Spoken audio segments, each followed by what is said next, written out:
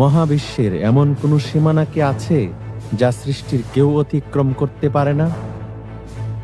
কল্পনা করুন এমন এক চূড়ান্ত সীমানার যে পর্দা পেরোলে শেষ হয় সৃষ্টির জগৎ আর শুরু হয় স্রষ্টার অসীম রাজত্ব। মানব জাতির ইতিহাসে মাত্র একজন সেই সীমানায় পৌঁছানোর অনুমতি পেয়েছিলেন। আজ আমরা সেই মহাযাত্রার চূড়ান্ত অধ্যায়ে প্রবেশ করব। যাত্রা করব সৃষ্টির শেষ সীমানায়, সিদরাতুল মুনতাহা। সপ্তম আসমানে পৌঁছে রাসূলুল্লাহ সাল্লাল্লাহু আলাইহি ওয়াসাল্লাম এমন একজনের সাথে সাক্ষাৎ করলেন যার চেহারা ছিল তার নিজেরই প্রতিচ্ছবি। তিনি ছিলেন আমাদের জাতির পিতা হযরত ইব্রাহিম আলাইহিস সালাম। তিনি বাইতুল মামুরে হেলান দিয়ে বসেছিলেন, সেই পবিত্র ঘর যেখানে প্রতিদিন ৭০,০০০ ফেরেশতা তওয়াফ করে। ইব্রাহিম আলাইহিস সালামের কাছ থেকে বিদায় নিয়ে রাসূলুল্লাহ সাল্লাল্লাহু আলাইহি ওয়াসাল্লাম এবং জিবরাইল আলাইহিস সালাম তাঁদের যাত্রা অব্যাহত রাখলেন। এমন এক জগতের দিকে ছুটে চললেন যার কোনো সীমা পরিসীমা নেই। কিন্তু হঠাৎ সেই যাত্রার এক পর্যায়ে জিবরাইল আলাইহিস সালাম, ফেরেশতাদের সর্দার, আল্লাহর সবচেয়ে শক্তিশালী দূত, তিনি থেমে গেলেন। রাসূলুল্লাহ সাল্লাল্লাহু আলাইহি ওয়াসাল্লাম যখন তাকে কারণ জিজ্ঞেস করলেন, তিনি বললেন, এটাই আমার সীমানা। আমি যদি আর এক চুলও সামনে এগোনোর চেষ্টা করি তবে আল্লাহর নূরের তাজাল্লিতে আমি পুড়ে ছাই হয়ে যাব।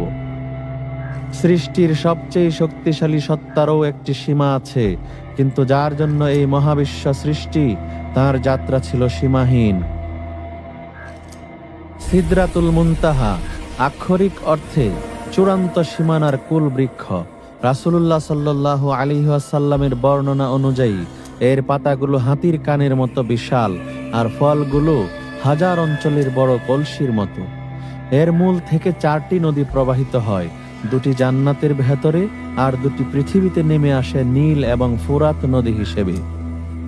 কিন্তু এর আসল সৌন্দর্য বর্ণনার অতীত, কারণ সেই মুহূর্তে আল্লাহর নির্দেশে বৃক্ষটি আচ্ছাদিত হয়ে গেল এমন কিছু দ্বারা যা বর্ণনা করার ক্ষমতা কোনো সৃষ্টির নেই। সোনালী প্রজাপতির মতো অসংখ্য ফেরেশতা, আল্লাহর নূরের বিভিন্ন রং, সবকিছু মিলে এমন এক দৃশ্য তৈরি হলো যা দেখে স্বয়ং রাসূলুল্লাহ সাল্লাল্লাহু আলাইহি ওয়াসাল্লামও বিস্মিত হয়েছিলেন।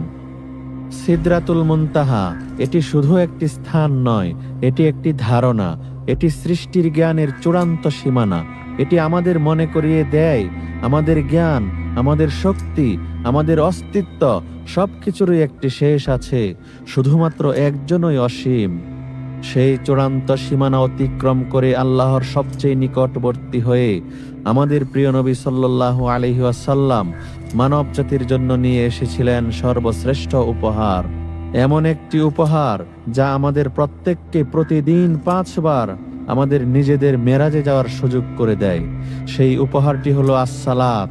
কারণ একজন বান্দা যখন সিজদায় নত হয় তখন সে তার রবের সবচেয়ে নিকটবর্তী হয়।